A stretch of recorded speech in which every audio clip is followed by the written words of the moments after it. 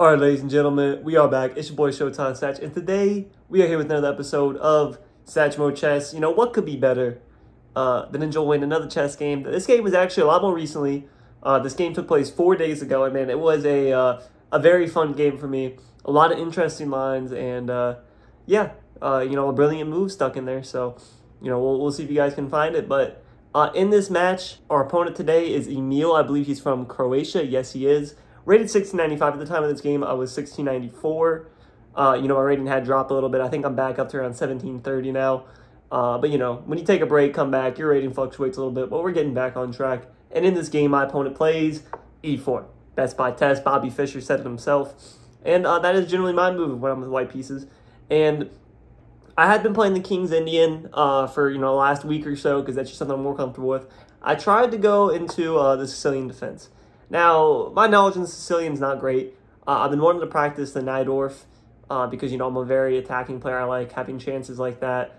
You know, my opponent plays d3. So right away, that's a pretty timid move. I mean, it's fine. You can play it. It's just not typically what you expect. So I'm like, okay, we're going to play some chess. I respond with d6, just preparing to push my knight out and have a little defense there. Opponent brings his knight out. We play g6. Now, the idea behind g6 here is to go into a Dragon Sicilian.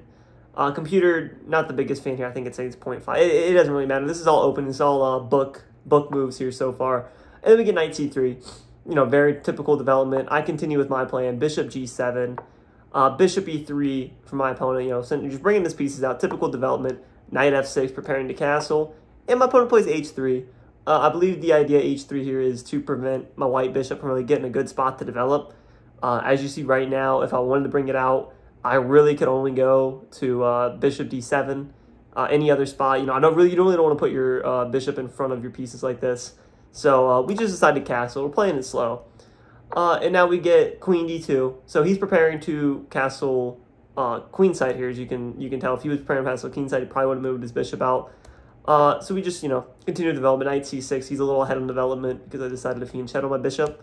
So, and now we get h4, which is interesting. Typically, you don't want to push these pawns where your king's in the center of the board. The computer says this is the first inaccuracy of the game. So we got through 7 moves, played all great moves. This is the first one where the computer's like, you know, I really want to play that. And obviously the idea here is to push h5.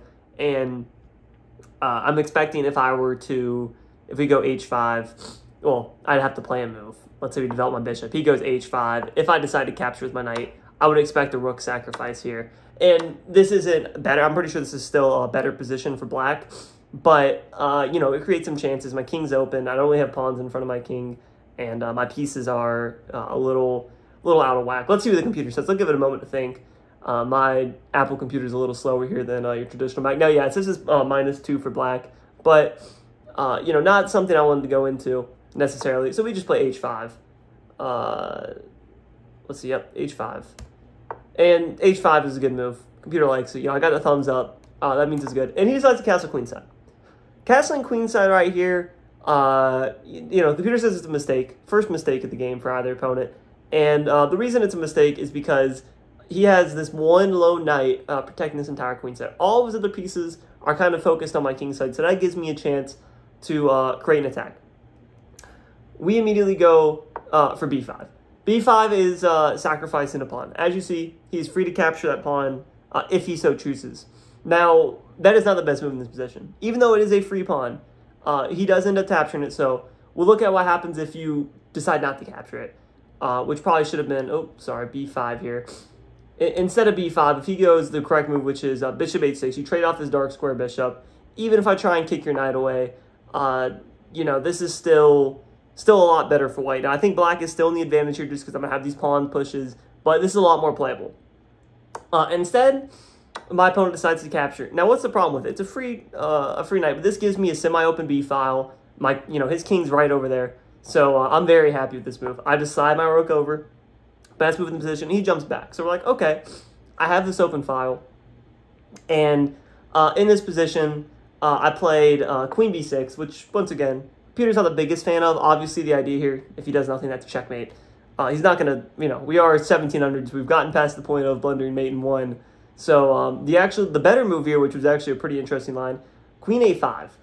Queen E5 is best because let's just say, you really have, if I played Queen E5, it's almost a must that he plays Rook E1. Rook E1 is essentially, the only defense here. Because if you just say you play, I don't know, let's say he's trying to attack. Let's say, I don't know, B3, just a random move. Then you get knight captures on E4. And this is a tricky position. If you capture with the knight, you get mated in about 3 moves here. We got bishop check. You can't capture. Only move is to go out. Bishop goes back. Only move is to go back. And now you get queen A3 checkmate. So capturing with the knight is not an option. So let's go back here. Oh, went back a little too far.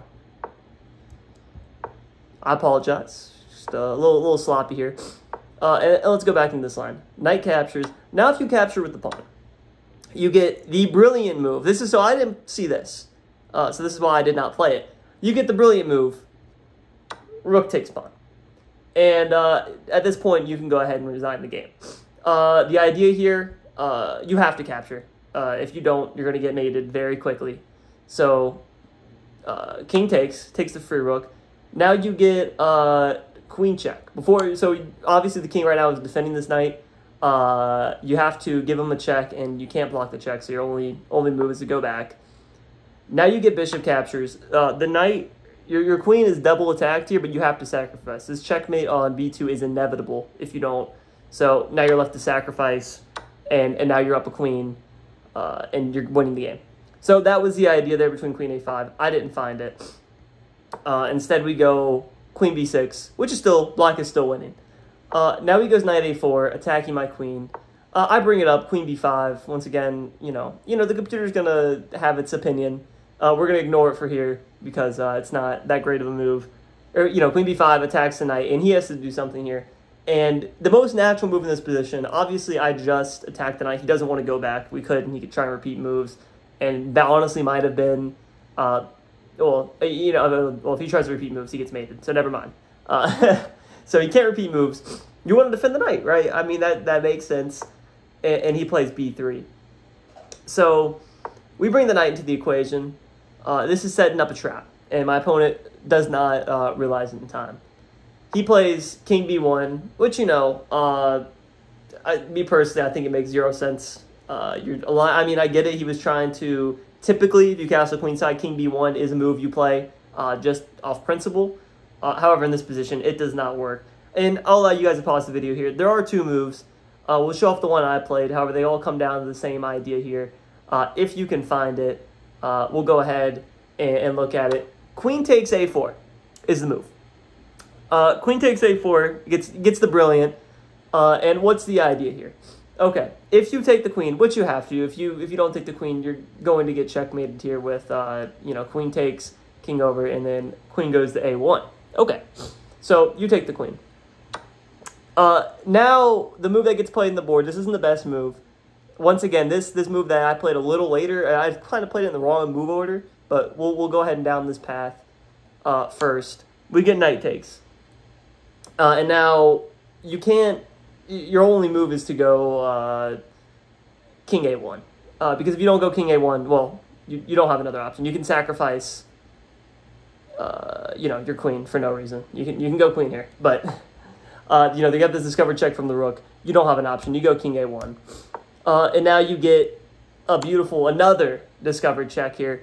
And what do? The only move on the board really is to, you can block with the knight, you can block with the bishop, you can block with the pawn. He decides to block with the pawn. Not the best move, but it has to get played. And now we capture the queen.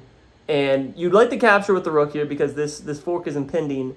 However, you can't because then you lose to bishop takes c3 checkmate. So we get bishop captures, and now we fork the 2 rooks. And, this is looking all downhill for white. He's kind of running out of the bag of tricks. Bishop c4, just activate a piece. You can't save a rook anyways. And a beautiful in-between move, bishop f5. I'll develop my bishop too, because it doesn't really matter if he moves one of his rooks, because I'll be able to capture the other one. There's no kind of in-between move he can really play. So he goes rook e1, which, threatens to capture this pawn, but it doesn't really, because we trade off the rooks. And, okay, let's take a stock of the position.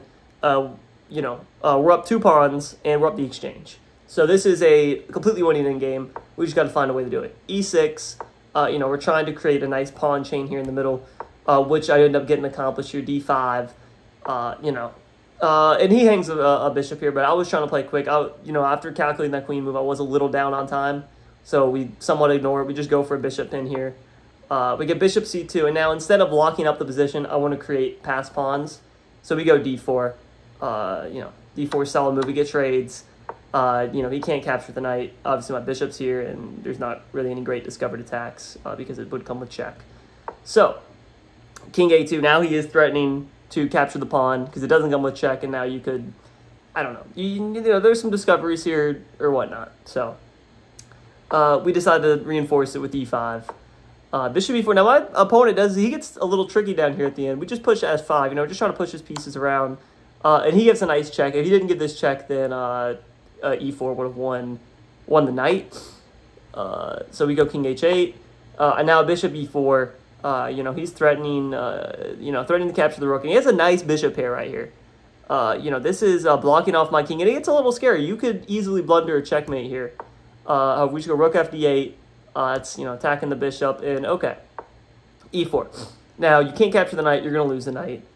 You could sacrifice the bishop, but that doesn't do anything.